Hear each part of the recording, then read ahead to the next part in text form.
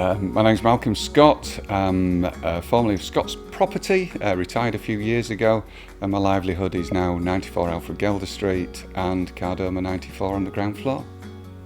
I bought the building for my own occupation from a property practice in 1996, I think. The idea was that the mortgage would be paid for by the tenants in the building, and over the years that's basically worked.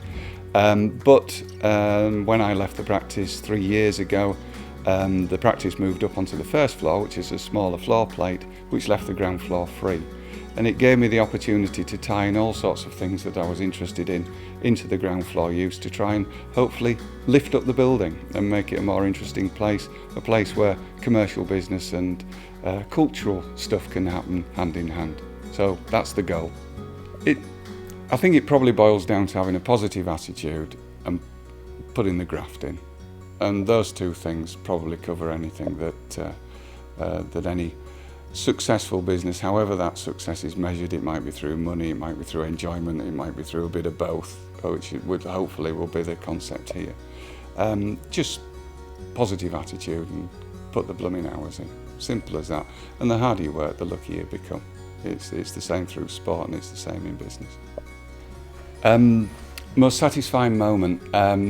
Professionally, it was probably as a one-man band securing the development contract for Priory Park for Henry Boot in 1990-ish, when it was assumed that that contract would go to a combination of regional developers who I'm sure would have done a fantastic job, but I was able to create a level playing field for one of the national players, which hopefully has worked out for everyone involved, be they have been successful in that process or not.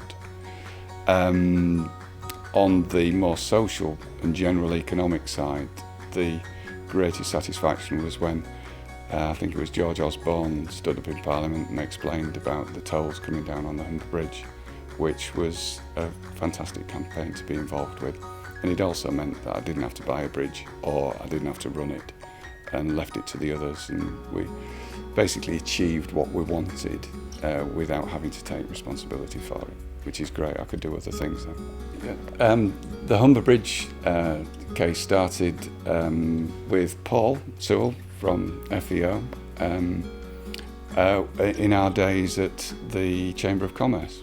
It was a campaign of the Chamber of Commerce, and we'd been past presidents of the Chamber, and it was something that we took seriously and tried to push along, and nothing was happening.